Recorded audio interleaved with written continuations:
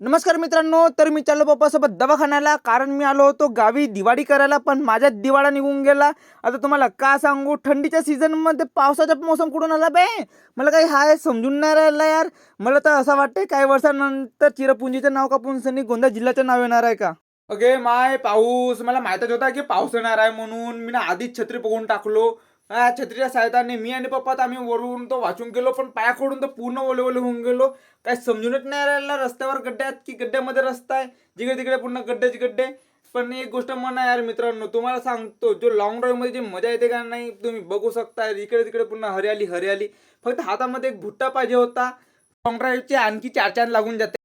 तर मित्रांनो, मी आलो फायनली डॉक्टर पाशी, आणि तो म्हणते की तुझ्या पर्सेंट जास्त आहे बा. मग मी काय समजूनच नाही राहिला, पर्सेंट एवढा का जास्त आहे माझ्या. 112 आहे बा म्हणते. मी म्हटलो असू द्या, म्हणतो झाला, म्हणलो आता मी चाललो आपल्या घरी. तुझ्या होते एवढा ऐकून सनी.